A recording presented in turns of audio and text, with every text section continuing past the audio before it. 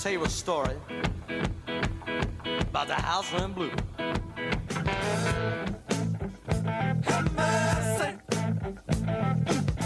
Been waiting for the bus so late. Down on the corner, out in the street. Hop on the bus, Gus. You don't need to discuss much. Yeah, my baby, she roll up with the bus driver. And you know that don't feel right. You're listening to the Bus Stop Blues with Road Bill and Kevin Purcell.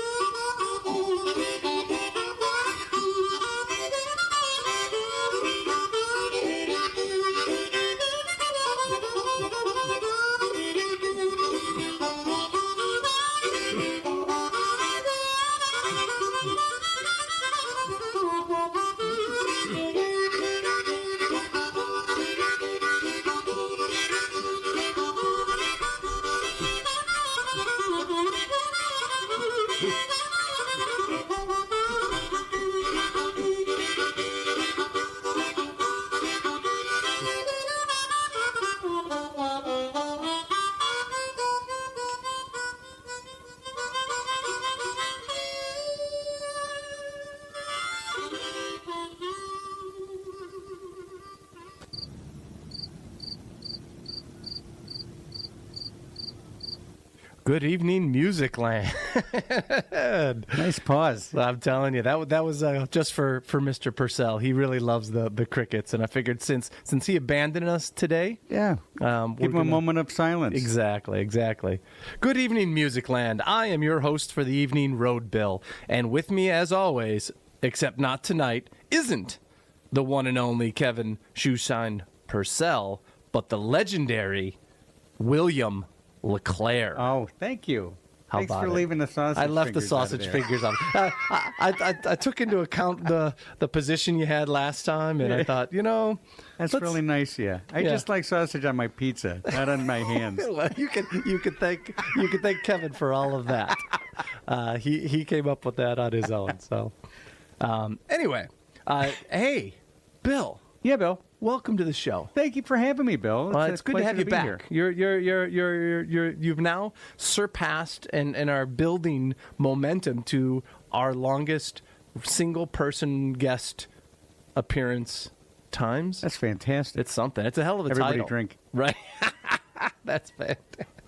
Did you know, and I ask this to Kevin a lot, you can listen to this show as a podcast? What? Yeah, no, it's crazy. It's crazy. You got to, order it? Like, mail order it? Well, you'd think it would be more complicated, but all you got to do is go to thebusstopblues.com. Really? And it's right there. It's the simplest thing. It's just like 2 clicks and bam. You could be enjoying this again and again and again. 24/7, right?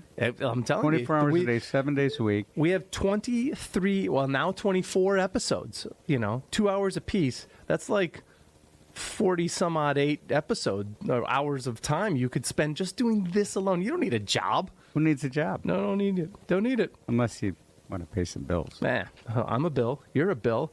We'd like of to that, get paid. Yes. We also have a Patreon. No. Funny you should say. What is a Patreon? Patreon is that different than a patriarch? Patreon is a website that you can go to, and it gives you the opportunity to support this show. Nothing in this world is free. I don't know if you learned that. And I have. putting on a show of this caliber Yes. takes some doing. And lots of money. It has. I mean, if you don't think it would, but I could start to go over this. It's not good radio, but there's some costs involved, and there's Certainly. some, not just time. Somebody put up a lot of cash to put all this stuff out Groundwork. here for us to be here to do this. Well, yeah, you look around you. That's what I'm saying. Right. That's what it's all about. So, if you want to go to find that out, you just go to thebusstopblues.com. There's a link to our Patreon right there at the top. You click on that. It'll take you through it. And you get some pretty cool stuff because I post video portions of this podcast on there, so you can see what you hear over there. And there's no other way to get that right now. So Pretty cool. if you want to get it in the moment, and I turn those things around as quick as I can. So usually you'll get the podcast. We're doing this Sunday night. You'll get it Monday, and then I try to have the video out by Tuesday or Wednesday. Nice. So it's Okay. pretty cool stuff. Yeah. So, get ready to punch your ticket and hop on the big bus as you make your way to the back seat and get ready for a good time. As tonight we have yet another great episode of the Bus Stop Blues. We will be featuring songs by The Killers, Earth, Wind, and Fire, Miles Davis, The Specials, UB40, Shun Kakura. There you go. Head Honchos and Scapone. So, and I've heard a rumor. Bill, have you heard this rumor that there might be some jamming happening today? I heard something about that. Yeah, we've got a special guest coming in when we get to the introductions. I'm gonna leave it ambiguous at this point and let people kind of wait. If you're a true fan, you'll know. But we're gonna have some cool things happening here a little bit later. So, Well, I'm excited for that. I can't wait for there to be some cool things happening later. it's gonna be Can later we is have good. some cool things happen now? let's usually this is the part of the show where we talk about, hey, what did you do this weekend? Okay. And since we did a lot of those things together, this should be we could co-collaborate. Sure. So what did you do this weekend? Well, you'll notice that I am wearing my Rose Hill Revival shirt. I am. We had a little show ski over at the MSO last night, and I think that went rather well. It was beyond a full house. Yes. In fact, it was like spilled out to the yard To the street, even. and the lawn and Yeah. the street. That's a cool thing they've got going on. Yeah, Not that only little tent inside, out but there. when they've got the tent. Well, what I think is really cool is that it's real close to the street. So if you're just happen to be driving by, you can't help but hear and see, and you want turn that car around, get over there, and see what the heck is going on at this place. Yeah. No, it was a great night. Yeah. A lot of great playing. All the boys playing Allman Brothers. I'm telling you. You Love had that stuff. the Dean Machine out there, and Jay Cornick. Dr. They've Jay. also been on this show. Yeah. We had, yourself, obviously. Sure. Mr. Shoeshine Purcell was out there.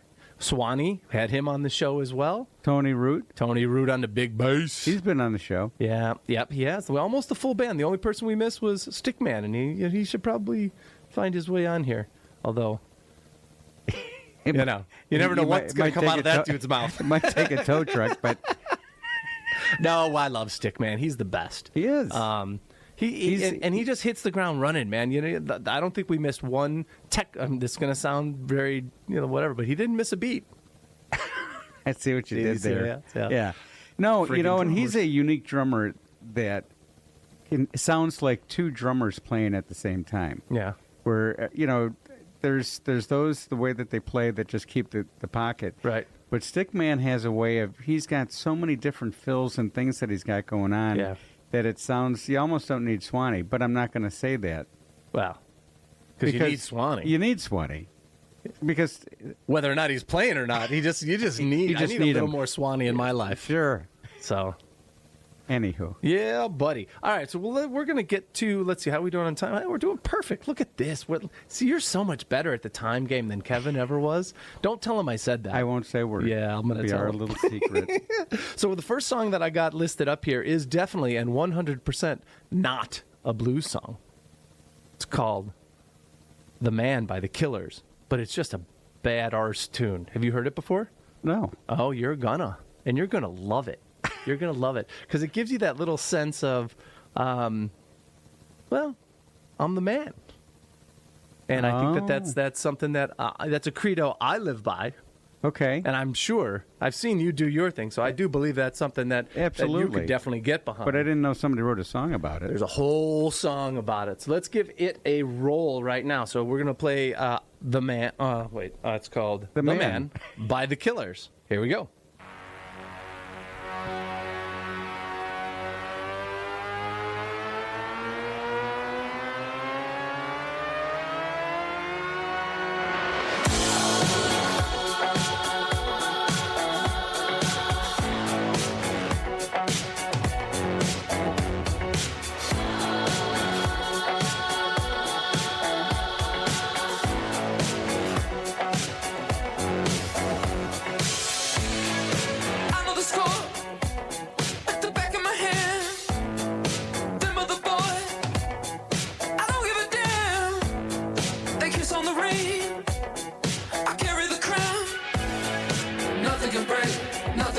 me down.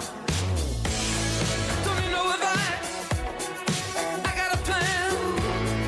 I know the direction, the lay of the land.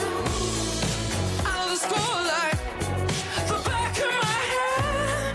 Them other boys, I don't give a damn. I'm the man. Come round. Nothing can break, nothing can break me down. I'm the man. Come round and nothing can break. You can't break me down. I got gas in the tank. I got money in the bank. I got news for you, baby. You're looking at the man. I got skin in the game. I got a household name. I got news for you, baby. You're looking at the man. When it comes to Friday, I always earn. Don't try to teach me. Got nothing to learn. 'Cause baby, I'm gifted. You see what I mean? USDA certified lean. I'm the man. Come round. Nothing can break. You can't break me down. I got gas in the tank. I got money in the bank. I got news for you, baby. You're looking at the man. I got skin in the game. I don't feel no pain. I got news for you, baby. You're looking at the man.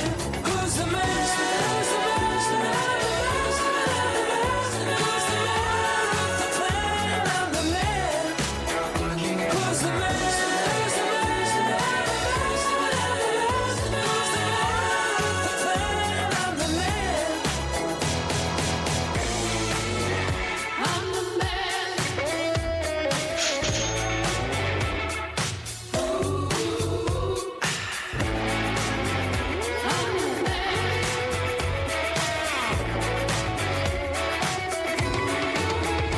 I got gas in the tank.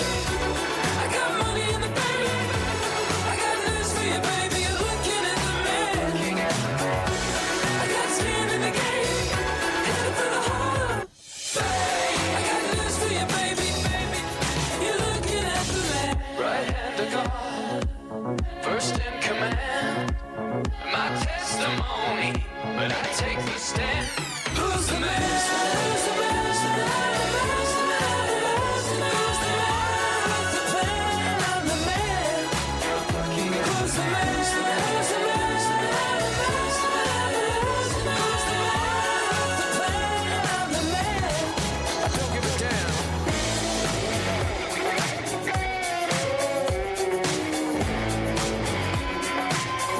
I'm the man.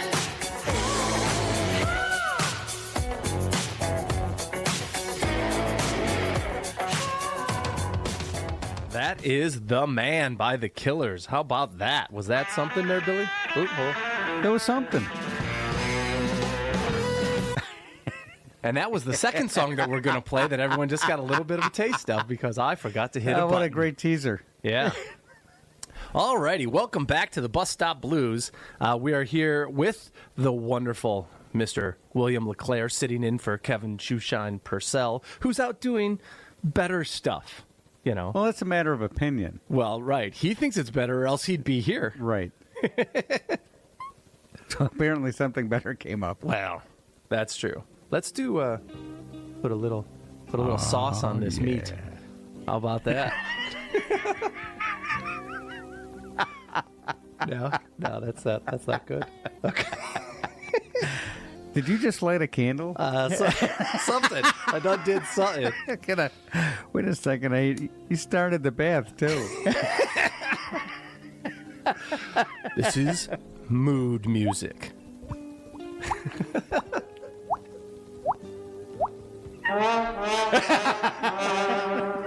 Yeah. Okay. Thank you. Thank you very much. So this is the point in the show where we're going to start talking about a Tales from the Road. You know, I was... You do sorry. it too long. Go ahead. Do it again. No. Do it again. It'll have to wait till, Action. it'll have to wait till next Action. week. You missed your damn opportunity. But You know, when I was hearing Kevin playing the harp on at the intro of the yes. the show.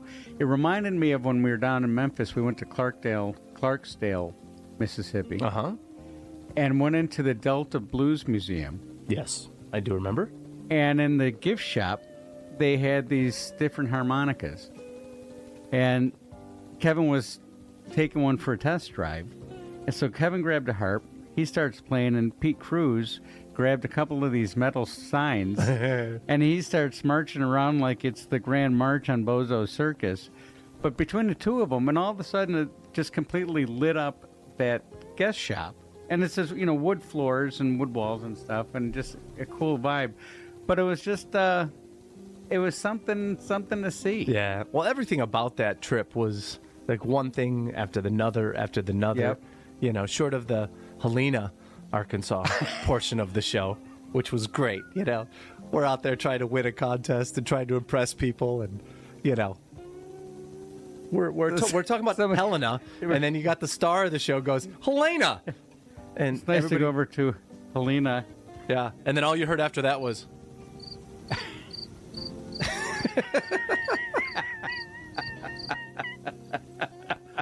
Yeah, it was wonderful.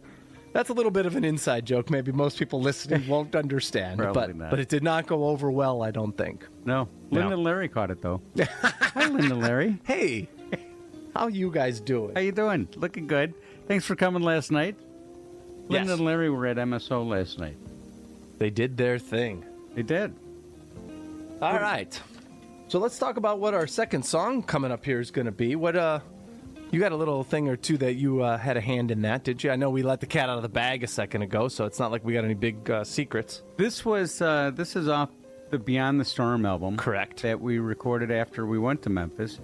And the guitar hook is Don Lafferty laying it down. Just a great groove. But I don't know. Kevin was on fire with writing lyrics. And I think it's the third... Oh, yes. The third lyric that just... The way he captured... When you get to the point where you're at the end of your rope and you've just had it, he was able to... He was able to put that in a nice little picture in your brain within about 6 words. Yeah. Right. No, it's great. So that's, for me, that's the highlight of this song. And it's just got a killer groove, too. So this is going to be a Kevin Purcell original that we're going to play. The name of the tune is called I'm Gone, off of the Beyond the Storm album. Which is appropriate because he gone. Is. Right. Did we plan that? No. That sounds like... No, we didn't. That's really sad. Yeah, I mean, it's really cool when you think about it now in the moment, but we did not put any work into this. That's really awesome. So, ladies and gentlemen, here is Kevin Purcell and the Nightburners, which Billy LeClair is a Nightburner. And we'll hear a little bit of this now.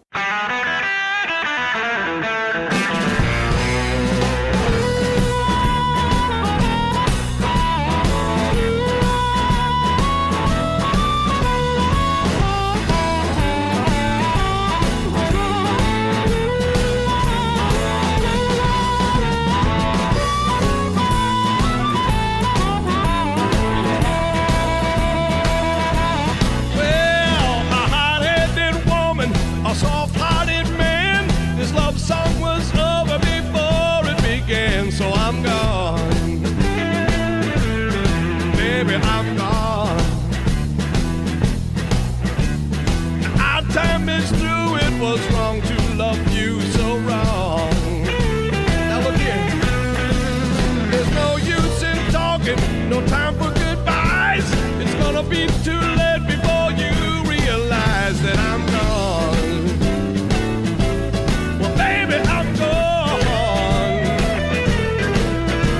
There's no time to wait, I'll just pack up my freight and move on. I ain't here for slamming, I'm not here to bash. I can't stick around to hear you talking that trash. You're getting too vicious, I can't stand the hurt. I'm gonna get dirty if you treat me like dirt. There's no room for sorry, it's so hard to tell if I can escape and stay in here in this hell. And I'm gone, baby, I'm gone. Oh yeah, you made me regret it, I'm not gonna let it drag on. So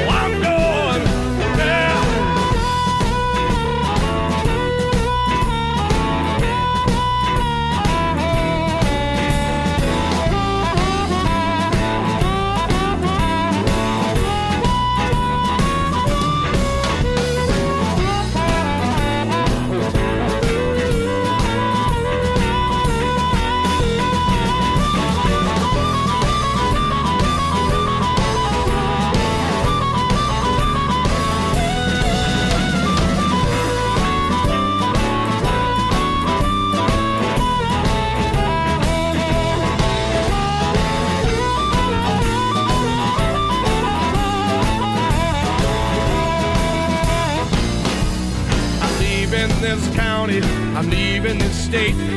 My name is coming off the list of things that you hate. I'm planning my exit. I'm heading down south.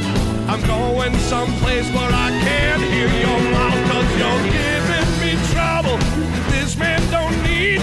I better leave town before I make somebody bleed. So I'm gone.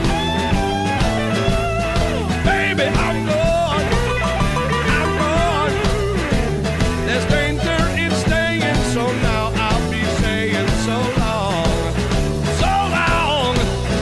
So long. So long. Whoa, baby, you know I got to go. Goodbye, baby.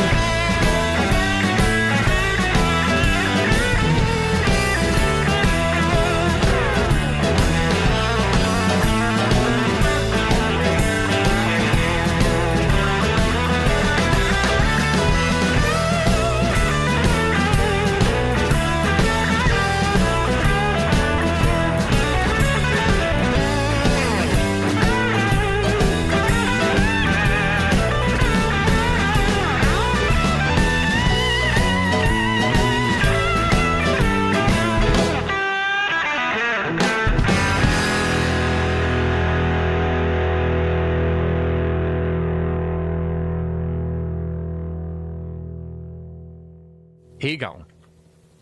Right? Right? I'm going somewhere where I don't have to hear your mouth. Come on. Who writes that? My guy. Ain't but one. All right, Music Land, buckle up because tonight we've got a funky ass special guest who blows a horn like it's wired straight to his soul. He's the cornerstone of the Chicagoland blues and jazz scene, a back burner to the stars, and a showman in his own right. Whether he's wailing on a solo or laying down some smooth brass textures behind a funky groove, this cat brings the heat every time he steps up to the mic. You might have seen him light up stages across the Midwest area, and you've definitely felt his presence on countless recordings. Please welcome to the Bus Stop Blues, Mitch the Lip. How you doing, Mitch? I'm doing great. Thank you very much. Welcome to the show. Welcome, Mitch. Well, I'll pay you later.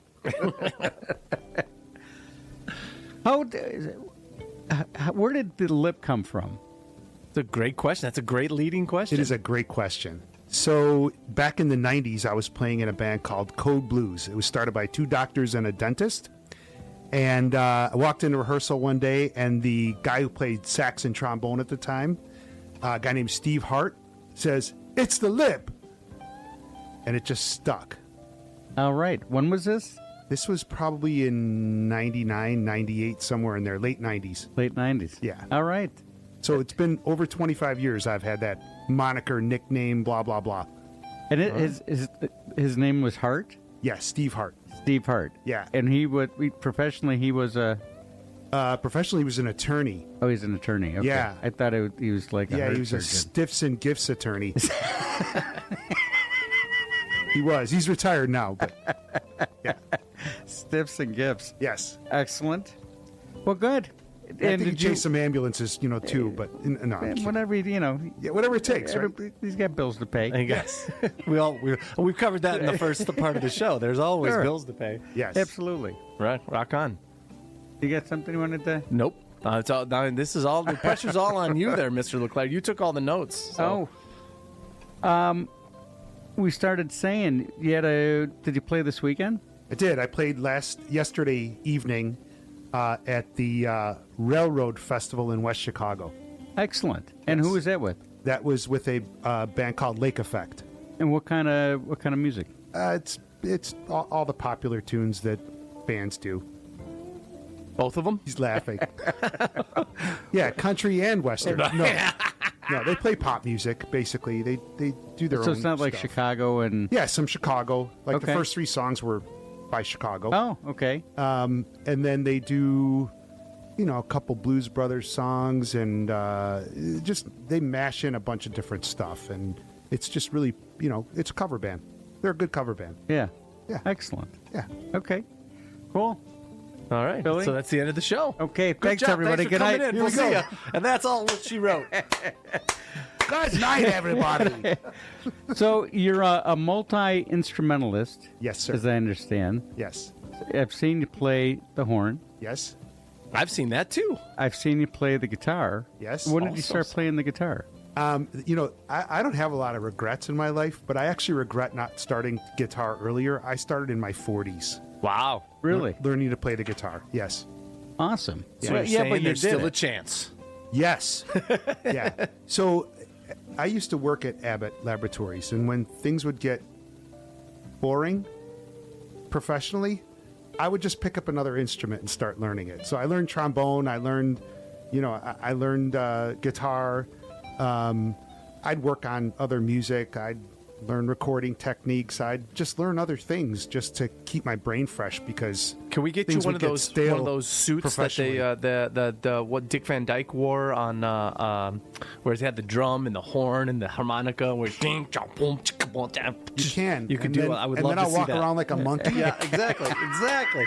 I've got one of those monkeys. We got that down in Memphis too. You remember with that was the inspired cymbals? by that story. Yeah. Sure. Yeah. Drive monkey drive. Yes. So, how old were you when you started playing the trumpet? 10.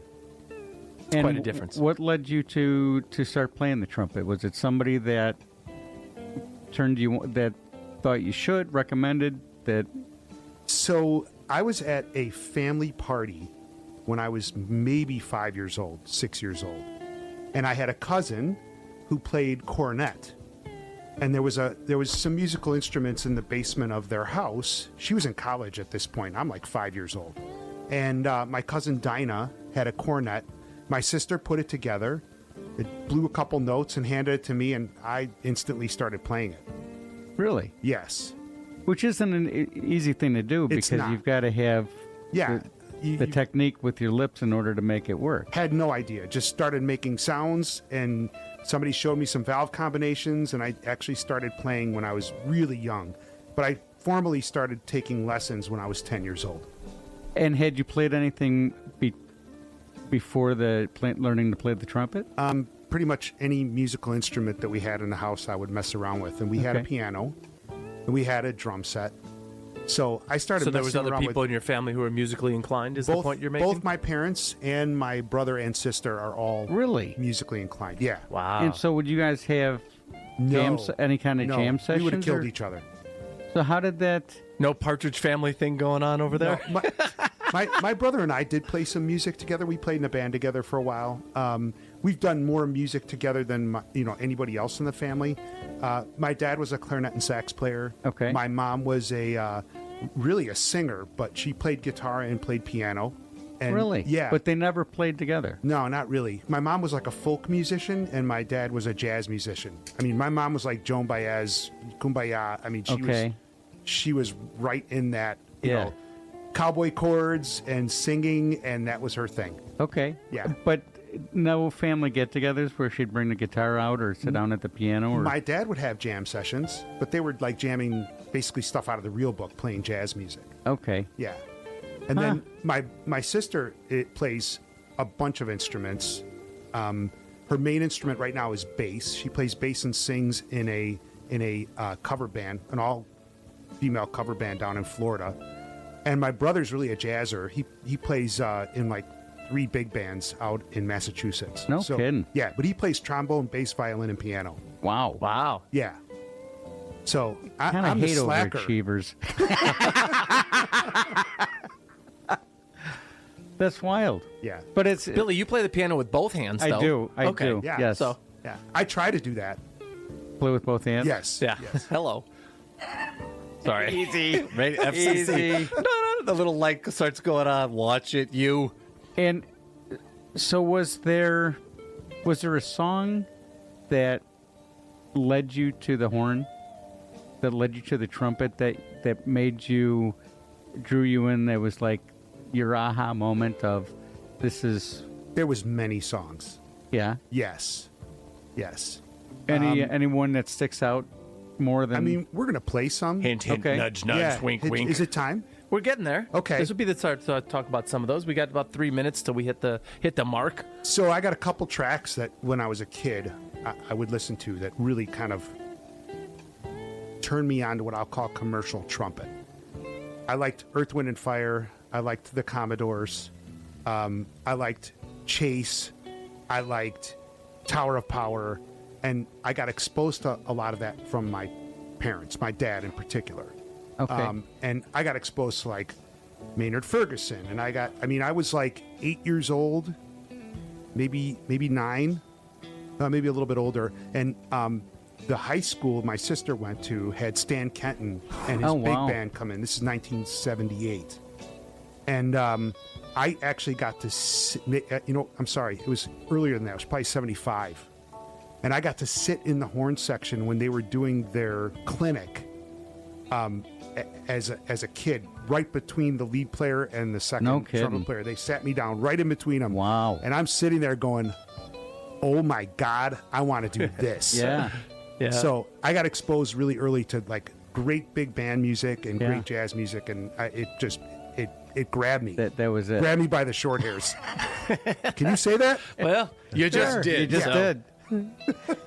You can't say that. I don't can't. think that. I better not. I won't. I refuse. Okay, the You short can't hair's make on the me. back of You my can't neck. make Good day, me. sir. I said good day. Fantastic. Everybody drink. Fantastic.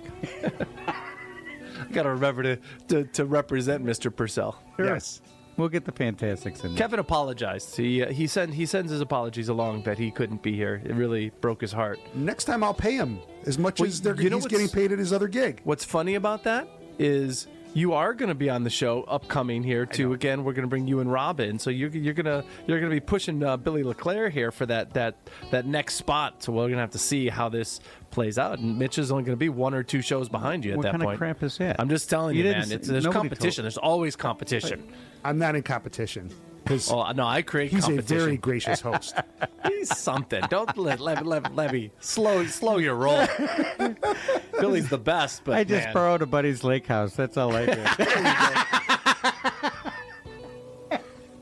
Well, let's play some music. Yeah, let's. Mitch, give us a little bit on what this Earth, Wind, and Fire song did for you. Sing a song. What's that? Why is that important? So it's one of the songs that I first learned when I was in 7th grade for a talent show. No way. And I had a band. It was called the Seven Aces. Nice. And we played this song, and it was really challenging and really fun. And I played trumpet and sang, and so it's kind of where it all started and all began. I mean, it probably started before that, but when I really was actually playing gigs and starting to get hired, and people would hey, do you guys want to play our show, our concert, our hotel gig?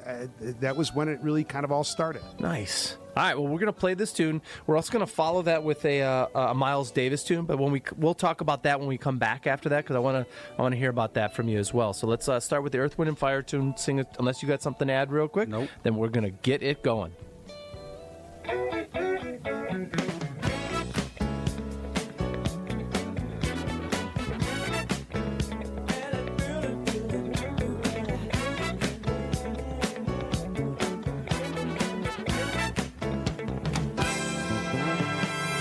When you feel down and out, sing a song, it'll make you dance, yeah, yeah. You will time to shout out loud.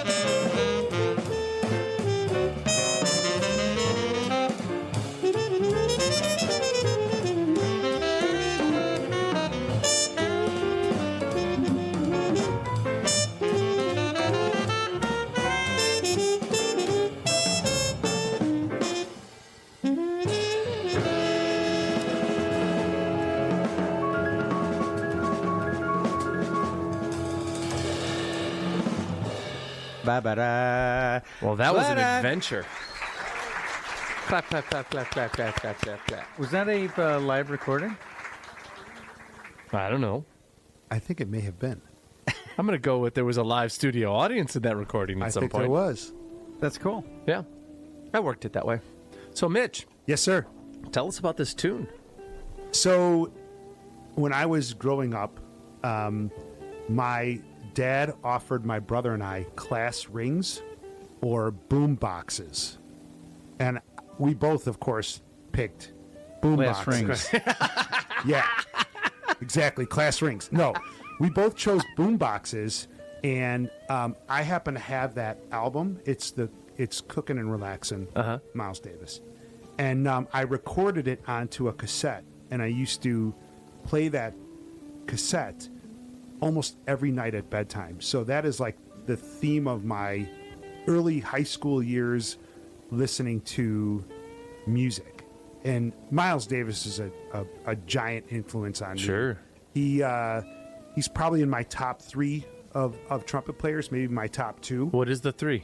You know, there's a tie for third with a bunch of different people, including like Clifford Brown and, you know, a bunch of other guys. That's great. Your top 3 has 16 people in it. Well, because there is so many great trumpet players. I know. Yeah. My favorite is Clark Terry, and then probably Miles Davis Yeah, next. that's Dizzy cool. Gillespie would be Sure. probably number 3, but there's a bunch of other ones as well that are all, you know, even Doc Severinsen Oh, yeah. doesn't speak to my soul from his playing perspective, but a technician almost like no other. He Wow. was phenomenal. So I respect that. Al Hurt, I respect him. It just, you know, that their sound doesn't speak to me. Sure. So So start get that. Googling all those names, everybody in Music Land who's like, who are these people? yes, Right. But none of them, I didn't hear you say Louis Prima. no, and the song "The Lip" comes from a Louis Prima. Does it really? Yes. Ah, okay. Yeah, Excellent. so you can look that song up at some point. It's Called The Lip. It's called "The Lip." Yeah. And that should be playing There every is a time you song. walk in a room. That's really like your Well, it is in my head. as your entrance music. Yes. Right. Yeah. You got to have your own theme. There you go. Theme song. Right. Exactly. I'm the Awesome. man. That's mine. We played that at the top of the show. Yes. Yes. Right. Yes, we did. Anyway, Miles was like into bop. He played straight ahead. He was like West Coast cool. And then Bitches Brew came out, and he really veered off into what I would call fusion electronic music, progressive rock, whatever you want to call it. He stayed relevant his whole entire career just by changing genres and keeping on writing and keeping on recording. And you know, you can say whatever you want about his live performances because people have seen him and said he was, you know, just not engaging with the audience at all. He turned his back. Yeah, I saw him. Yeah, Exactly. I saw him, and it was, you know, I mean, he's the opposite of Showtime. You know, 100%. But on the flip side, because, and I'm guessing, you know, that he's just so introverted that it was all about the music, and so the audience was probably more of a distraction, and he wasn't willing to compromise the music for the sake of the show. And there's It's all something to about be him and the musicians he was playing with. yeah. There's something to be said about that, but Yeah. there was only one Miles Davis, so you know, right? 100%. Last I checked, I mean, maybe there was 2, but the other guy was So kind of... Anyway. we were talking on a break of that potentially it kind of came down. I was asking how you got into the trumpet. You were saying your dad kind of pushed you guys to play an instrument, play yes. music, as opposed to, and didn't really want you to play sports. No. So I mean, you could be potentially an NFL lineman had it not been for your dad. But that being said, he did you a favor because He looking did. at you now, you couldn't be an Yeah, I NFL. don't think that was good. That wasn't going to work out so good. No. Yes, you're correct. Sometimes father really does know best. Yeah, for sure. But And I think Mom was really pushing on him to make sure that we didn't, I wanted to play football when I got into high school, and my parents said, "You're not playing, and we're not going to sign the papers. So stay in marching band and have fun." Wow. Mitch, you can play at halftime, okay, Correct. honey? Yeah. Exactly. You'll be an athletic supporter, not an athlete. A Grease reference. How about that? So was your first band, was it the Seven Aces? Probably. Yeah. Yeah, that was started in 7th grade with a bunch of other guys that played music that I went to junior high with. And did you start the band, or did you guys just kind of come together and It's sort of the jam? drummer and I, a guy by the name of Joe Danielak started it, and we recruited guys that we were already playing with that we wanted to play with. So, grabbed a friend, Mike Derry. I still talk to him on a pretty regular basis. A guy named Les Bilyaki, a guy named Mark Hamilton. I mean, I can go on and on with all the guys. John Cavantis. We played with a group of guys, and there was 7 of us, so we called ourselves the Seven Aces. That's awesome. Yeah. And when's the last time that you played with them? I mean, has it been? Have you guys done any gigs since that time in your life? So, some of the guys that I played with back then went on to play in a band together up until freshman year in college. Okay. That was pretty much the last time I played with all of those guys as a unit. But I've done some like recording sessions with the guitar player. Okay. A guy named Kevin White who lives in Minneapolis, and I'm still in contact with most of these guys. So we don't play music together anymore, and most of them don't play much. Okay. A couple of them do. Joe retired from the Chicago Fire Department. That's the drummer I'm talking about. He started playing drums again after he retired. Oh, cool.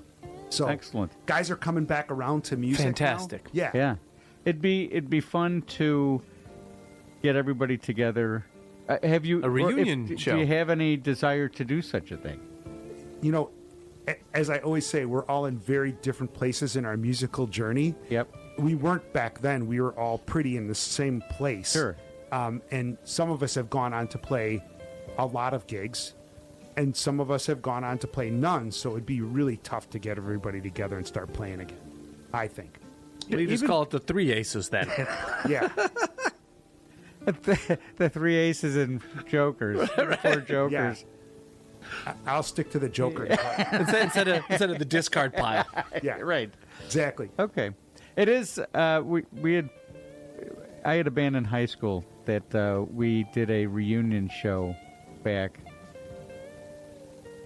4 years ago. I think I remember this. That was I over think I do Toast, too. right? Yeah. Yeah. Yeah, Toadstool. Yeah, and it was, unfortunately, the timing was such that it was around the 4th. It was July 9th, I think it was. It was right after the Highland Park shooting. Oh, God. And so that changed the whole dynamic of every, it went from the full The wind's spectrum right out of the sails. completely. But it turned it into a fundraiser for the little guy that got paralyzed. Yeah. That's And, good. it was an amazing thing, and it brought everybody together in the community. Raised $30,000 that night for this family to help offset the expenses and stuff like that. Now, that's a wonderful thing. Yeah, no, and it was cool to be able to still, once we got through the emotional aspect of the whole thing that was going on, from a musical standpoint, it sounded pretty all right. It's some of the guys were at different places. Some haven't played in a long time, and some play on and off type things. So. There was we kept the train on the tracks though, which was It ends up being almost like live band karaoke. right. Yes. Yes, exactly. But cool. In what? How many? So after high school, and then you started playing in college. Yes.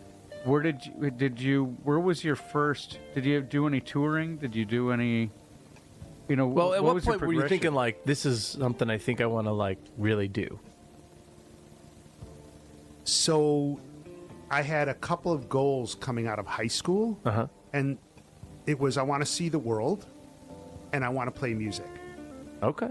And I've gotten to do some of that, but not anything like what I had hoped or thought my life would look like.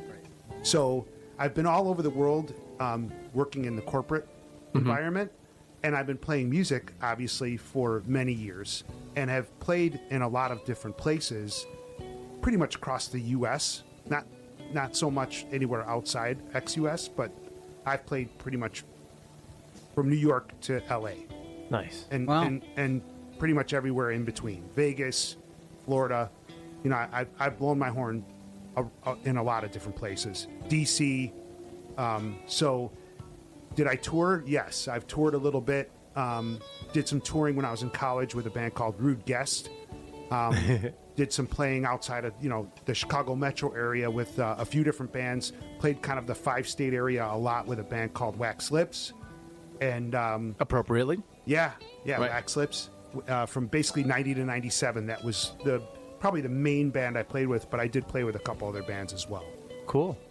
So, well, we're coming up on a break here in a little bit, so I want to get. I definitely want to get more of that kind of stuff, but I also want to. I know you've got a couple of stints in about 17 other bands right now, and I want to hear a little bit about each of those, mainly for a couple reasons. Obviously, just to show how busy you are and how dedicated you are, but to give people in music land a little bit of opportunity to look up some of the bands or go see you in some of these adventures. I think that'd be really cool to do. So we're going to... Yes, but sir. That's on page 7, and we're only on page 5. Well, we're stuck up here against the 8 o'clock hour. Oh, we got to sure, do a little yeah. bit of work, and then we got a free reign for a couple of minutes after that. Yeah. So we'll get that did.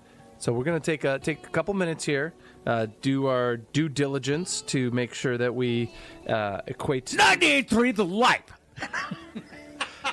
Okay. Bill, you may have just signed your contract to not do that ever again. Ladies and gentlemen, we'll be right back after a couple of little things here. Thank you very much. I don't know what came over me. WRLR 98.3 FM LP, Round Lake Beach, Illinois. Hey, everybody, it's Ray the Roadie. And this is Hollywood Mike With the Rock and Roll Chicago podcast, coming to you from the Illinois Rock and Roll Museum on Route 66 in Joliet, Illinois. where once a week we are interviewing local musicians and singer-songwriters, and the podcast itself covers a wide range of topics, including, but not limited to, the history of rock and roll in Chicago, the current state of the scene, and the challenges and opportunities facing musicians today. So join us every Tuesday for a new exciting episode of the Rock and Roll Chicago podcast. This is DJ Taz of It's All About Music, IAAM Radio. You can find us on Mixcloud, Blue Sky, and X. Just search for IAAM Radio. Keep it real and stay crazy.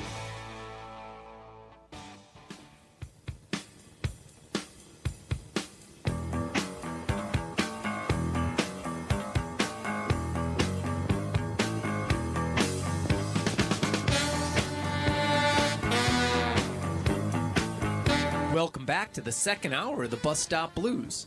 Strap on in as we head back into the station and see what bumps we cross with Road Bill and Kevin Purcell.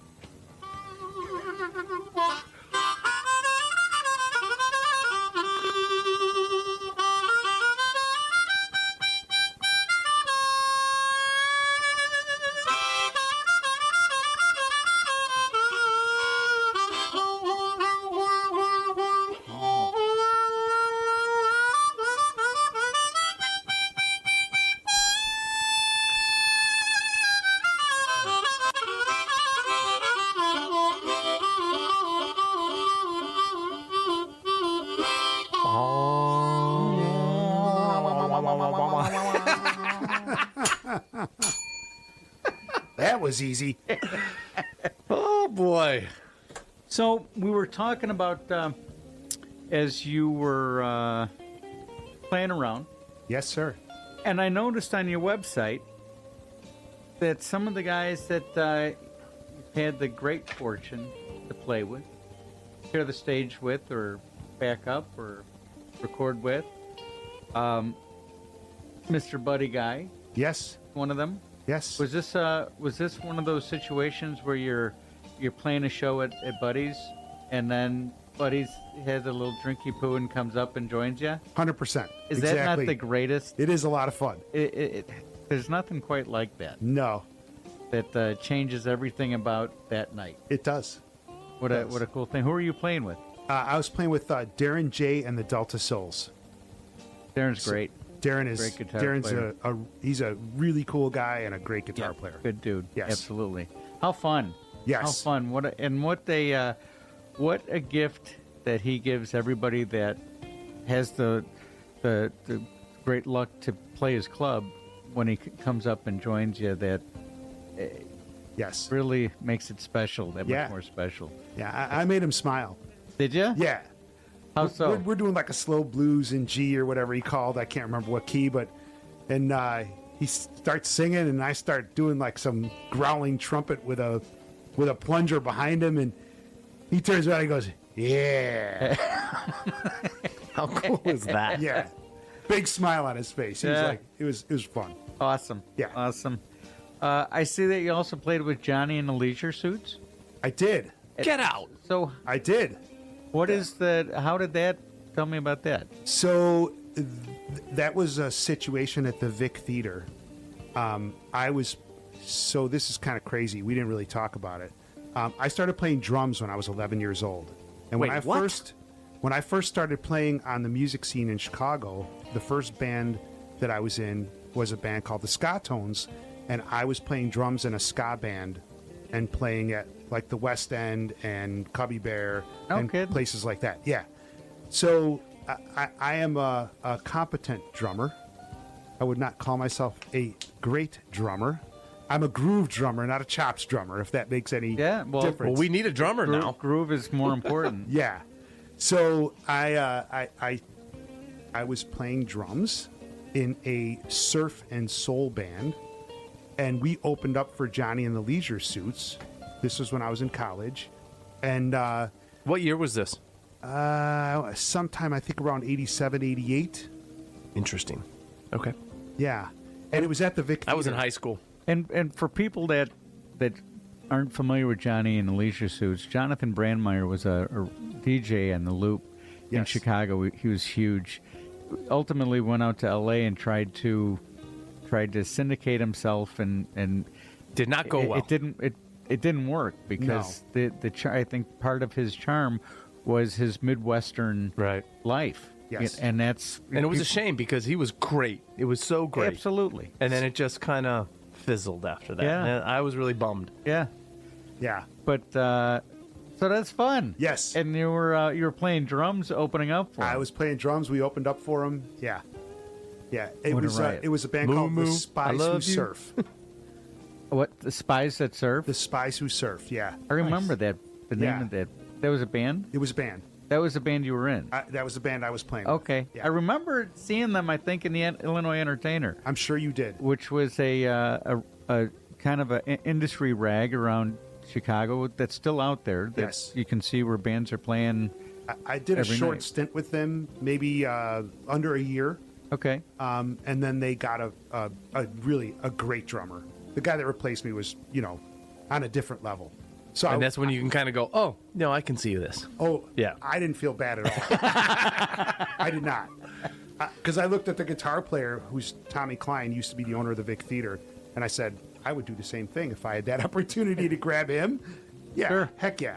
No, and music you get when there's everything we do has expiration dates on it. That is 100%. true. And you don't take it personally, and you enjoy the ride for as long as it goes, and we all get together and have a good time, and we never want the good time to end, but we understand that it's all part of the deal. That is part of the deal. Yeah. Yeah.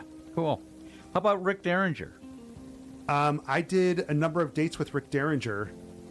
Playing with them in a Playing band? in his band. Really? Yes. That's cool. Yeah, we did House of Blues in Chicago. We did the Eagles Club, the Rave in Milwaukee, and that was he wanted us for a third gig in Iowa, and I couldn't get away.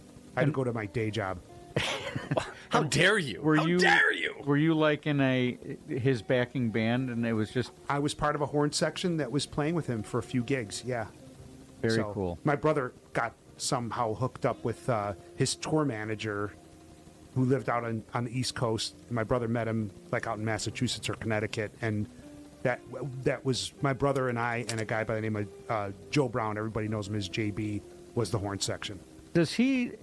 Is he the type like Chuck Berry used to just pull into a city and there'd be a band waiting for him? He was not like that. Okay, so would he bring in pick up a horn section for doing dates regionally? Like He was out touring as a power trio, and literally just worked us in for like 3 dates. that he just decided that he He's like, wanted I'm to gonna add have a some- horn section on these dates, and you guys are gonna play with me. That's fun. It was fun. Excellent. So I got to meet him and hang out backstage with him. Even my mom was hanging out in the green room with Really? him. Cool. It's really cool. Excellent. Yeah. How about the Doobie Brothers? We opened up for the Doobie Brothers. Where at? At the North Shore Center for Performing Arts. Oh, very In cool. Skokie there, right? A private event. Yeah. Correct. Yeah.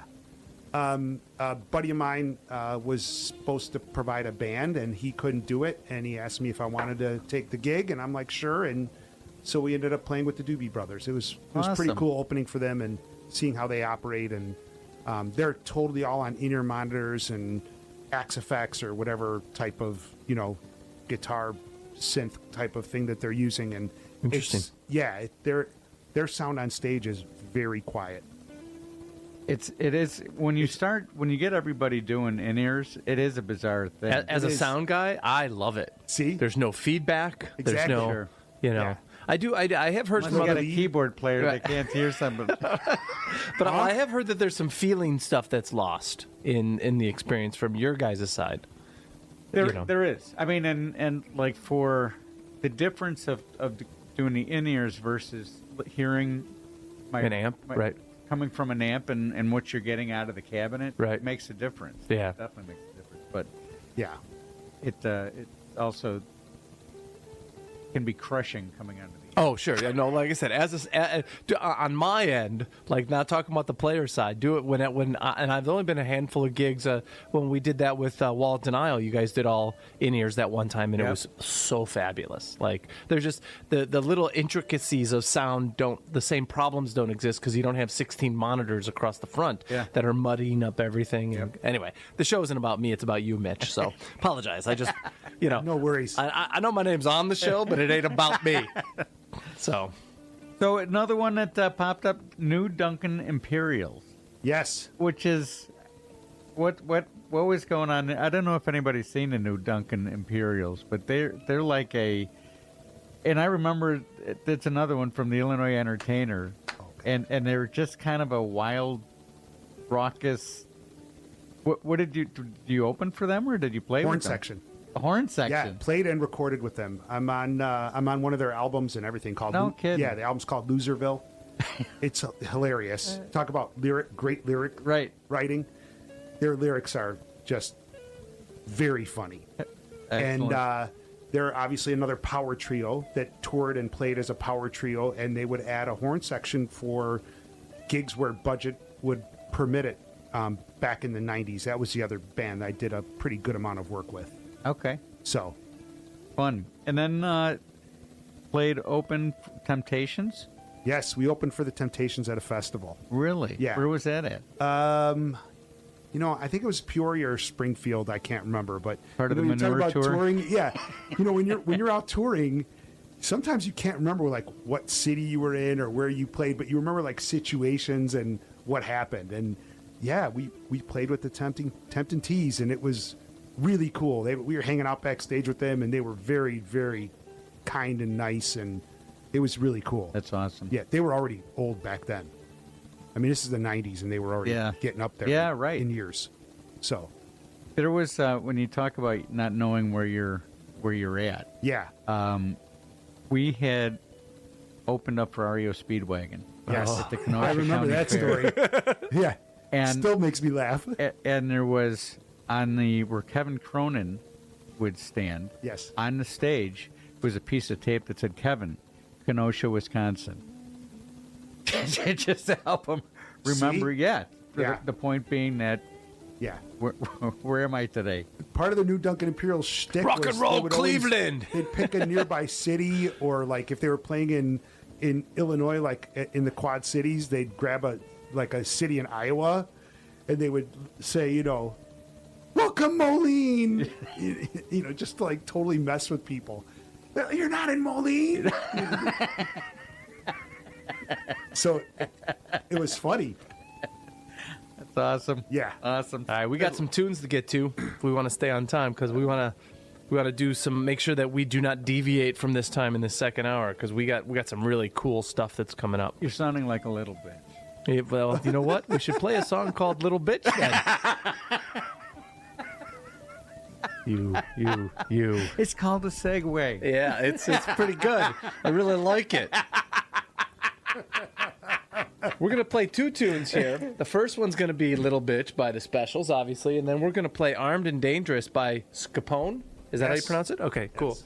So we're going to do those two tunes. Then we'll come back and rap about that a little bit. There's a rumor that we're going to have a Tales from the Road by Mr. The Lip over here. So I'm really excited to see what that turns out, because he was given a little bit free reign. And then after that, we're going to do a couple more tunes. Then we're going to put you two boys to the test out here. I'm really, really, really kind of jonesing for that. But so let's start with the aforementioned derogatory comment that Mr. LeClair swung at me, and play Little Bitch. LB. 1, 2.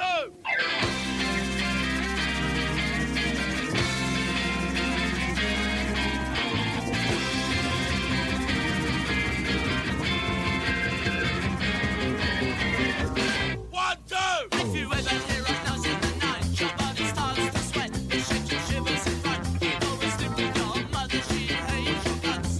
She knows that you love her, so she holds you tight all through the night until the broad daylight. But when she doesn't come home, you have to sleep alone. Then you wet your bed, and I think that's sad. For a girl of 19, it's more than sad. It's obscene.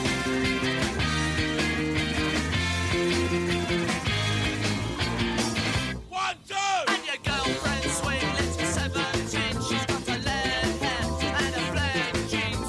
You know what that means? She's just a little pretty. She shares your London flat. She thinks that London's where it's at.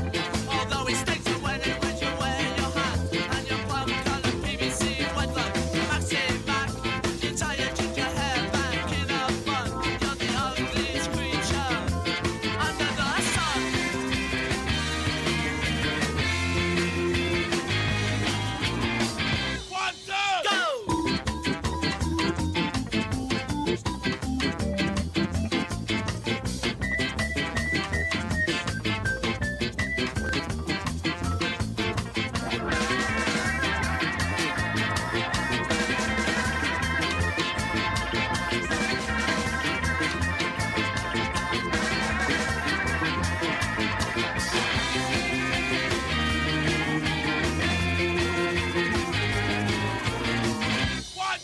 And you think it's about time that you died, and I agree, so you decide on suicide. You tried, but you never quite carried it up. You only wanted to die in order to show up. And if you think you're gonna bleed all over me, you're even wronger than you normally be. And the only things you wanna see are kids. The only thing you wanna be is rich.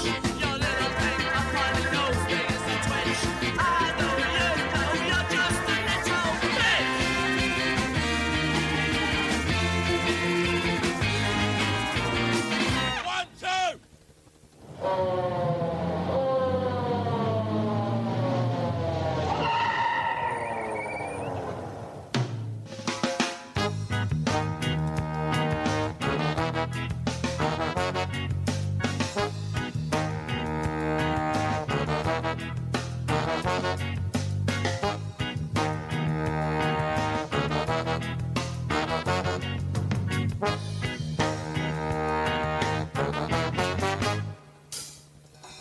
living in an area that wasn't real nice. When I saw a bunch of folks, well, they was just some hypes. Didn't think about it on my way to work, but when I returned, I found that something been broke. Stole all my stuff and they was going like flies. That's when I decided it was an eye for an eye. I'm sick of getting ripped, I'm sick of getting taken. You better watch your butt, cause I ain't really faking. That's when I decided to become armed and dangerous. And this is a reality, armed and dangerous. I got my posse, armed and dangerous. Armed and dangerous.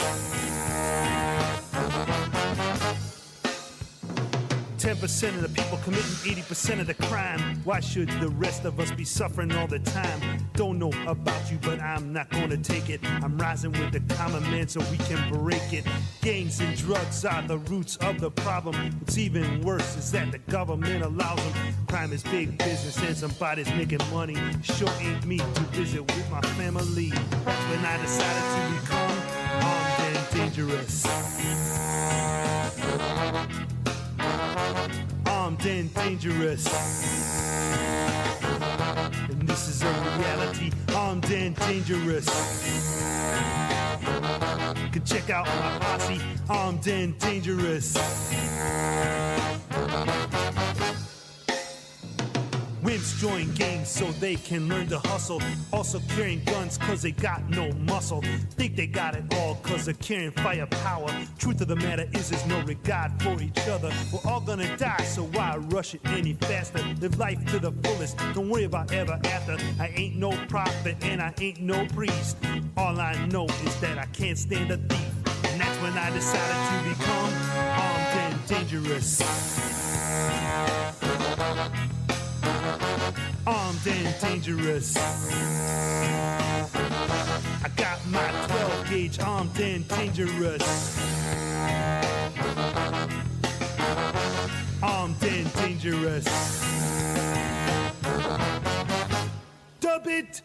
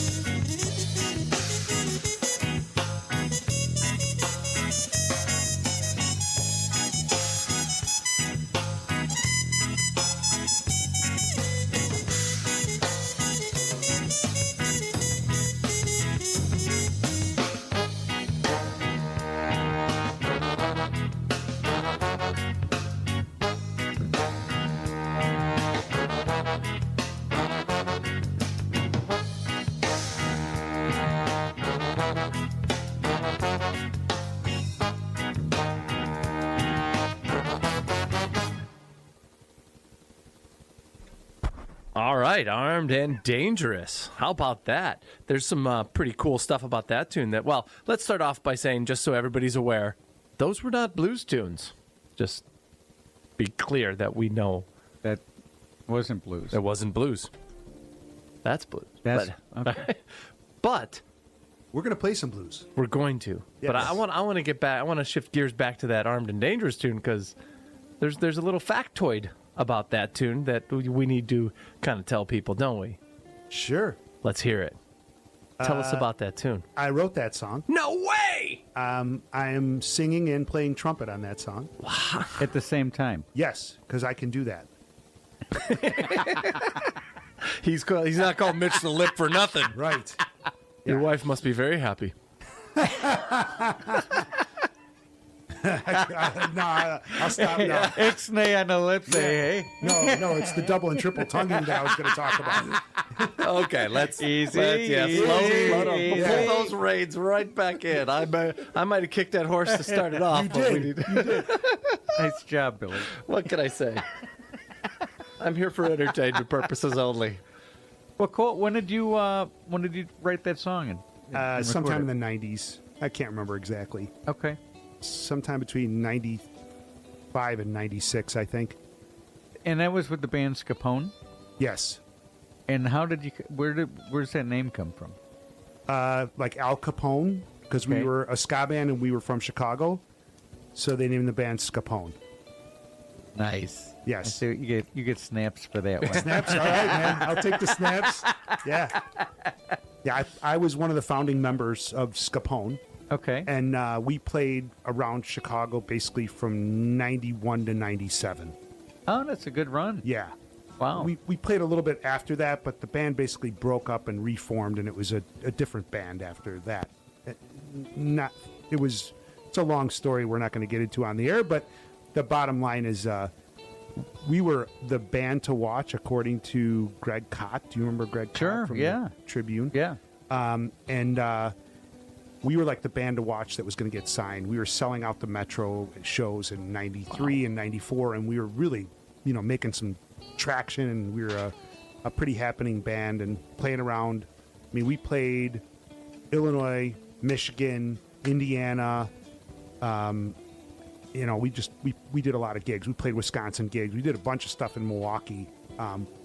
There's a band called the Invaders from Milwaukee. We used to do like a swap with them where we would go up there and open for them. They would come here and open for us. Oh, cool. We did that with a band called Mustard Plug out of Michigan. They would come here and, they'd open for us, and we'd go there, we'd open for them. Yeah. And so it was a lot of fun back in the day. But long story short, 97, the band basically imploded, which is not unheard of in the music scene at all. So you talked about that earlier. The end of the train line is always somewhere down the line. It's just a matter of which episode it comes up in. Right. Right. Exactly. Yes. So that was that. What was, you also did something with the Tower of Power? Yes.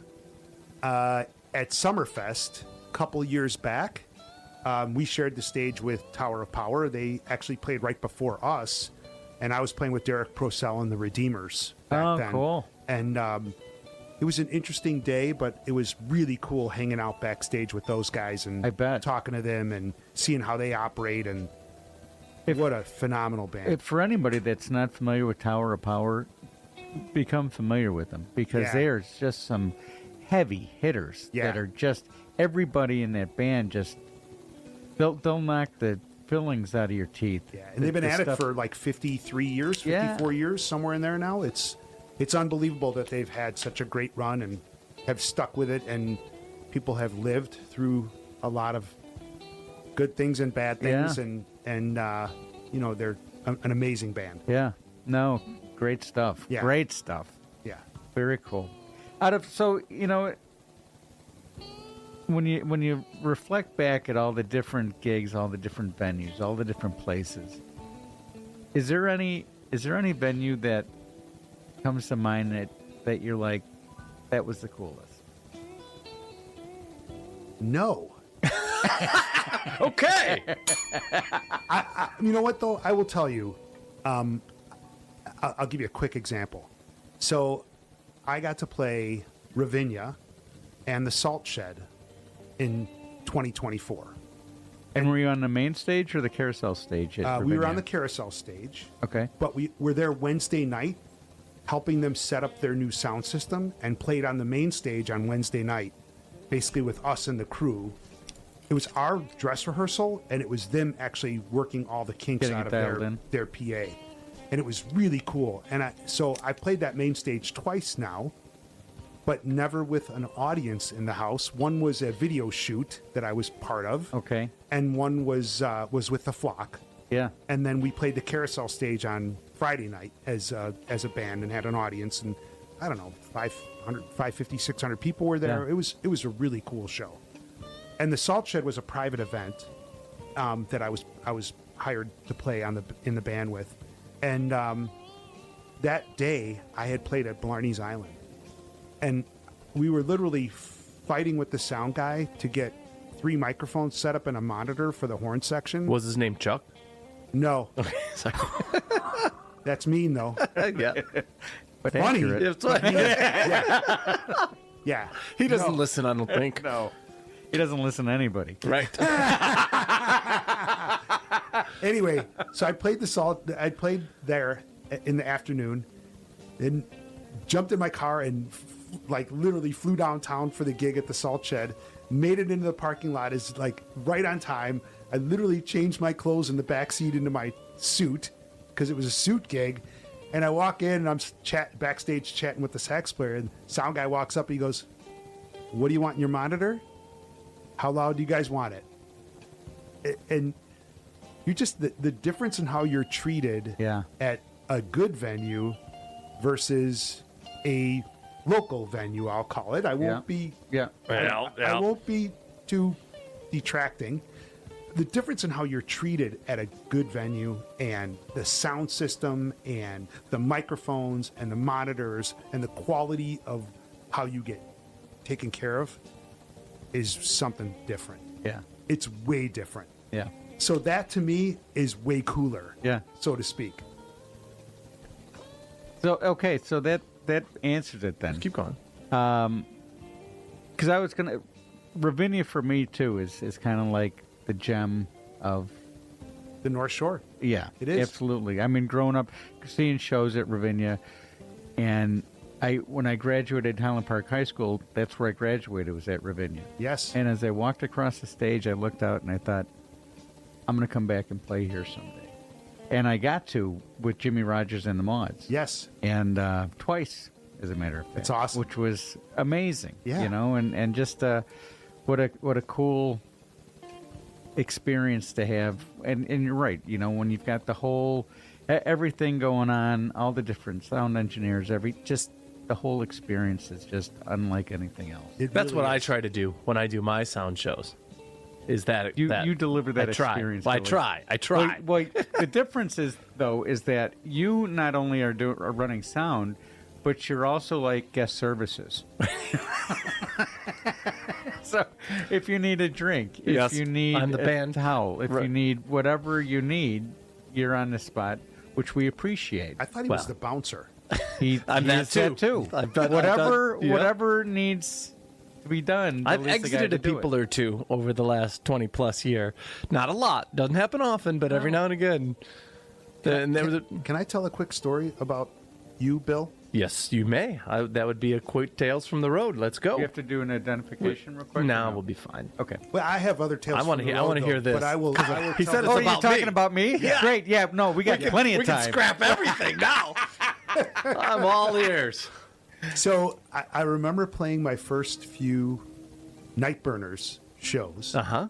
And you would always come running up to my car going, "All right, what can I get? What can I grab?" I'd be like, "Nothing."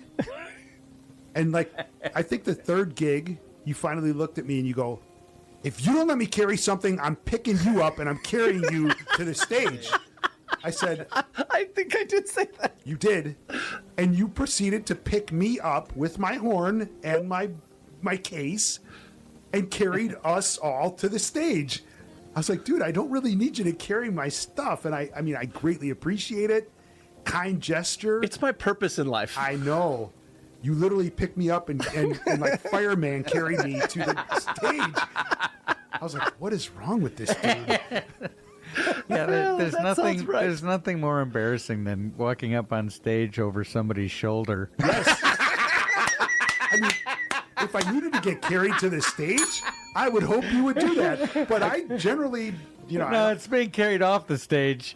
So your choices are simple. Either let me help you or I will help you. Exactly. So we're going to get to some music. Oh, okay.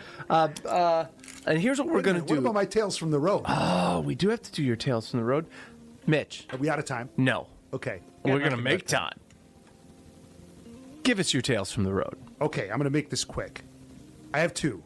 Excellent. Okay. First one. We're playing at a blues gig. Satisfied Frog in Warrenville, and we're carrying gear in. And you know what this is like. We're Says the supplying, trumpet player. we're supplying our own sound. Yeah. And I'm the bass player. The bass player and I are actually carrying in a sub. And we're walking through this crowd, and I'm kind of leading him. He's behind me, and we're going, excuse me. Pardon me, excuse me, excuse me, pardon me, pardon me, excuse me, pardon me, excuse me, excuse me, pardon me. Exactly. And nobody's moving. and I look at him and I go, what are these people, deaf? Oh. So like 20 minutes later, we're all set up, 25 minutes later, and we're sound checking. And I noticed that there's like a couple people signing. And then I look around the crowd, there's like 40 or 50 people in there, and they're all signing. We literally were playing for a deaf convention at this club, along with the regulars. The regular. The regulars hated when they would all show up at this place because they couldn't get a drink, they didn't tip. I mean, it was kind of and it was a thing. They would go to a different club like every month and meet, and that month happened to be at the Satisfied Frog. Oh, okay. And so we literally were playing a deaf convention. So you're saying that all of your music fell on deaf ears? 100%. Every solo I played fell on deaf ears. But man, they could feel it. Yes. Right. Yeah. Absolutely. I feel you, man. Rock on. Yeah. Rock on. My second one Yes, sir. is it's a little more in depth, but I was playing and touring with a band called Wax Lips in the 90s, and we were going up to Green Bay to play a gig in Green Bay, Wisconsin. And we're driving up, and there's 4 of us in my van. I had a Ford Aerostar, a Windstar, or whatever it was back then. Aerostar. Well, they were both. Yeah, Windstar and Aerostar. I can't remember what I had, but I had a Ford van. And we're driving up, and there's a tow truck that's towing a semi, and the semi's facing backwards with the headlights on, and the yellow lights on the top. And the singer in the band was an older African American gentleman that we stole from the gospel circuit, and he was a great singer. And he was in the chair next to me in the captain's chair sleeping. Uh-oh. What? We pulled all the way up as far as we could get behind this tractor trailer facing the wrong way with the headlights, and we screamed and grabbed him and woke him up from a deep sleep. He opens his eyes, and there's a tractor trailer looking like it's coming right at him. Oh my gosh. We are giggling like schoolgirls, and he is screaming. And he was so mad at the 3 of us. Yeah. He was don't say. What a horrible thing. It was Oh my gosh. so god-darn funny. Oh my gosh. Yes. That reminds me, we had, do you have more? No, I'm done. Well, I got more, but those are the 2 that I was going to tell. We had played, the Nightburners were playing down in Decatur, Alabama. And I had taken the motorhome and I'd been driving all night. And Sean Ferguson, our guitar player, was from Decatur. And there's a whole story on that, but we were going back to his hometown to play the gig. And I was exhausted, and I had climbed up in the bunk. I think Sean was driving. I climbed up in the bunk, and I was looking out the window.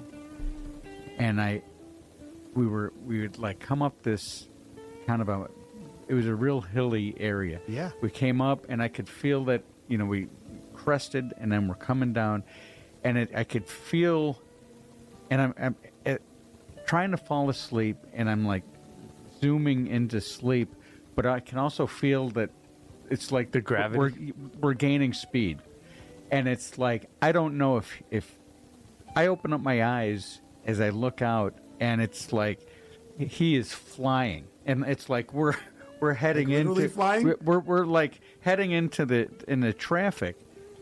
And I'm like the poor guy, the gospel singer, right? I scream, and I'm like, okay, that's I gotta drive. I can't do this anymore. Yeah. But terrifying, absolutely terrifying. Oh, we got him good, man. Oh my god. Yeah.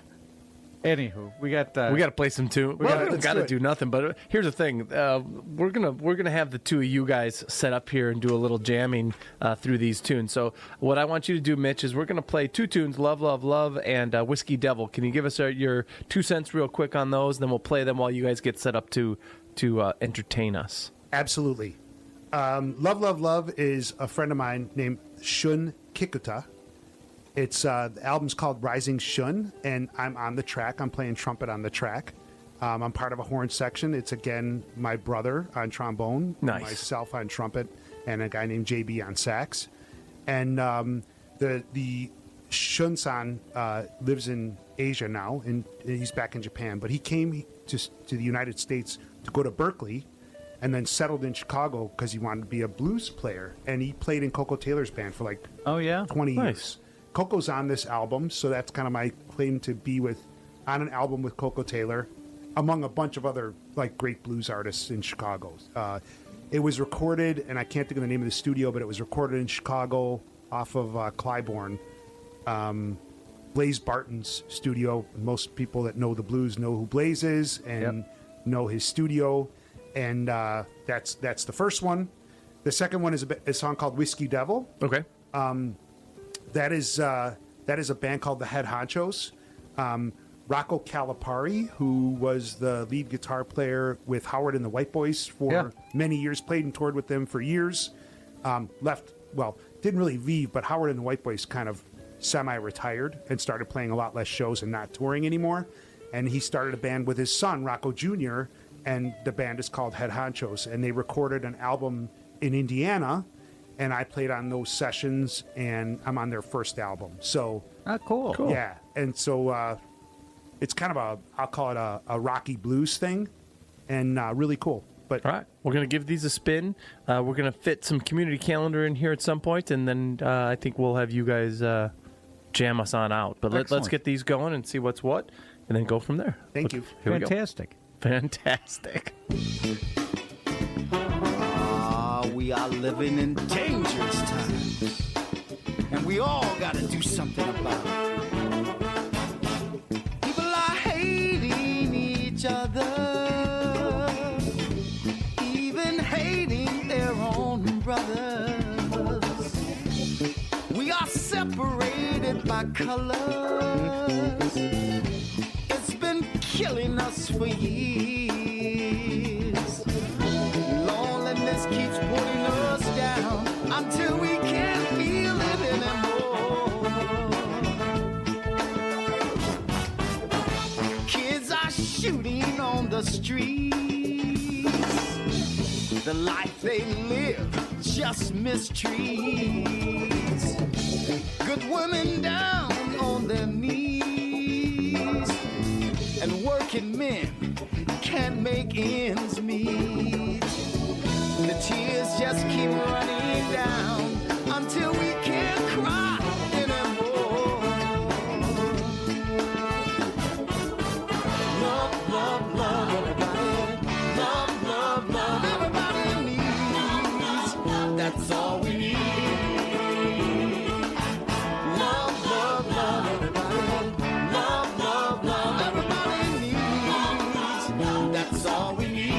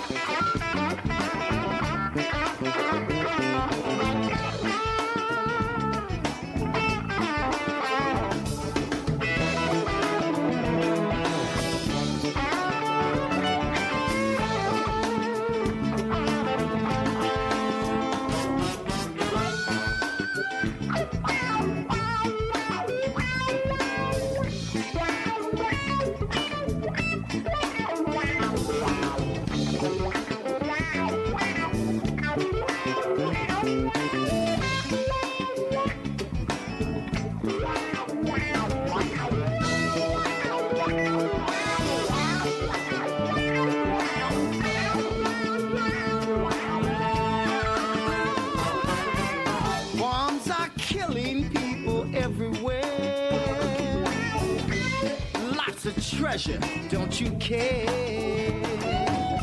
The war never stops anywhere, and the only safe place is nowhere.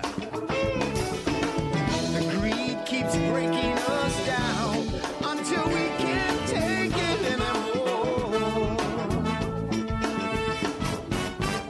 Love, love, love, everybody. Love, love, love, everybody needs. That's all we need. Love, love, love, everybody. Love, love, love, everybody. Love, love, love, that's all we need. Love, love, love, everybody. Love, love, love, everybody needs. That's all we need. Love, love, love, everybody. Love, love, love, everybody needs.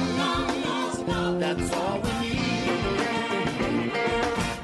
Love, love, love, everybody. Love, love, love, everybody. Love, love, love, that's all we need. Love, love, love, everybody. Love, love, love, everybody. Love, love, love, that's all we need. She come walking to the front and we call another in the face. She's got a reason to be cute, but she's squeezing in the field gonna get us for the day. It's just something and another with a red flag flying it away. She met a cousin of the devil and Mr. Johnny Walker was her name. Now she's flying, freeing all the moral ties. Yeah, flying, she's gliding. No one else could recognize. And we so nonchalantly stare like a bad train wreck. Well, I'm sure she'd be fine if she could stick to that wine, but the barkeeper not so guy. He's just a whiskey devil. Whiskey devil. Yeah, she's a whiskey devil. Yeah, yeah. Someone call the pound, 'cause this bitch is running wild. Y'all, she's falling on the floor with a cross-eyed look upon her face. She'll get some loving from something that'll leave her in a moment with a bad headache. She can't stop.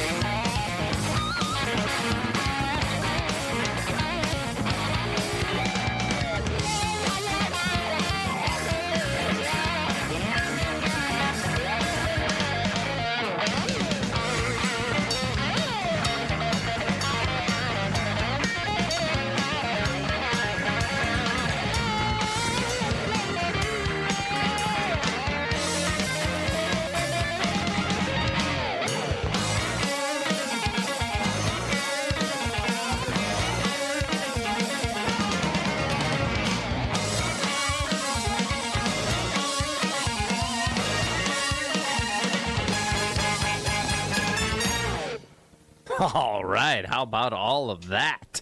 All right, let's do some community calendar real quick, and then we got some really cool stuff coming up for you peoples. Real quick, next week on July 6th, me and Kevin are going to be doing a new artist show. We've been getting some submissions, and I'm really excited about giving a few opportunities to some artists that may not get any other way to get some airplay. So I'm really looking forward to that. We've had some communications with some other artists and stuff like that, and it's going to be a lot of fun. On July 13th, we're going to have Kevin Molesky. July 20th, we're going to have Jeff Anthony from Blackberry Jam. And then on so I put the wrong date on that last one. Thursday, July 3rd, Supernatural Soul will be at Broken Oar in Port Barrington. On Friday, July 4th, the All-Stars will be at Broken Oar in Port Barrington. On July 4th, Kevin Purcell and the Root Doctors, that's one of our guys, will be at the Abbey in Lake Geneva. Come see us, please. Saturday, July 5th, Nick Bell, the Nick Bell Band, will be at the Broken Oar in Port Barrington. On July 5th, Kevin Purcell and the Root Doctors will be at So Hopped Brewery in Huntley. And then July 5th, also, Anthem's Grand Illusion will be at the Broken Oar in Port Barrington. And that is community calendar. 6th. Oh, yeah, forgot about Rose Hill Revival will be at Morton Grove. All right, I'm just really excited. I want to get to you guys playing a little bit of stuff here. So let me make some mics hot, and let's see what goes down. Gentlemen, give us your best shots.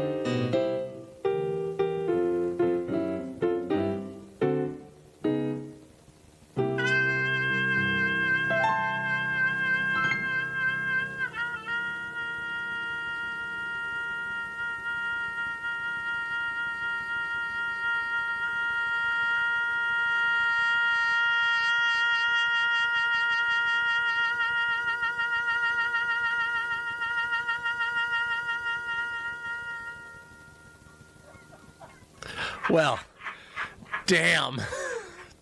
Damn. I never grow bored of any of that. That was great. Let's get Mr. LeClair back in his position here. Is that okay? That was all right. Okay. If you a couple more lessons, and I think you'll be right there. I do. Okay. We got about 2 minutes worth of goodbyes to do. Let's get you back on, William. Breaker, check 19. How about you? That was fun. It was something. That was fun. Have I mentioned how much I love my job? This is great. This is great. I don't even know what to do with myself. I mean, I totally screwed up the community calendar just because I was so excited about that. Y'all. Excellent. Yes, Good sir. stuff. Nice playing, Mitch. Thank you, sir. You too, man. That was wonderful. You laid it down just so I could just play nice and easy over. Perfect. Kind of like eggs. Just a little over easy. How you like your eggs? Just all right. Well, I want to take a minute to say thank you, Mr. LeClair. Thank you, Mr. The Lip. I appreciate both of you coming. I appreciate you filling in. Sure. Appreciate you being a guest. You're going to be on the show here in another few weeks. We're going to have you and Rob out here. Yes. As the back burners, which is a whole nother experience. We didn't even touch base on that. There's just so much information. And this show, while it's 2 hours, seems like a long time. It ain't. It goes fast. It goes real fast. I've had other people say you should do a little shorter show, and I don't think it's possible. I don't think it's possible. Not when you want to get done what you want to get done. Nope. Correct. Nope. And how do we barely scratched. We didn't even cover the bands that you play in. I know. We said we were going to do that, and Right. we lied. No. So we're going to have him back. That's how it works. Yeah. But the most important thing that somebody can do if they want to go see Mitch the Lip is very simple. You couldn't make it any easier. You just go to mitchthelip.com. That is correct. That's it. And everything you want to know about where you come from and where you're going is up there. It is. It is. So It that's is. Yeah, it's the best place to go if you want to call me for a gig or you want to hire me for a recording session or whatever you need. And you do like bar mitzvahs and bris and the whole whatever people need. I haven't done too many of those. Well, But you play for tips, though. Hey, easy. Oh, there we go. Easy. All right. We got 35 seconds here, so let's keep with the jokes to a minimum there, sir. Sorry. Yeah. Hey, those aren't the tips I want. though. Okay. Beggars can't be choosers. Right, always, right. This I is like the true. dollars better than the tips from the memorial. Yes, yes. Well, again, Mitch, I appreciate you coming out. William, I appreciate you spending your evening Thanks with for us having me. as a backup quarterback. My I'm pleasure. sure you will get that seat warm again in short order. Love to do it. I'm clapping for them. You guys hear it? I have Clapping for here. both of these guys. Here, hold on. Thank you. Yeah, there you go. Thank you. There Thank you very Love much. it. Thank you. All right. Good day. LR 98.3 FM LP, Round Lake Beach, Illinois. The Bus Stop Blues with Kevin Purcell and Road Bill was recorded in studio at 98.3 The Life FM in Round Lake Beach, Illinois. Produced by Road Bill and provided in part by both Kevin Purcell and Road Bill. If you would like information on sponsoring this show, please contact us at thebusstopblues@gmail.com. And thanks again for listening.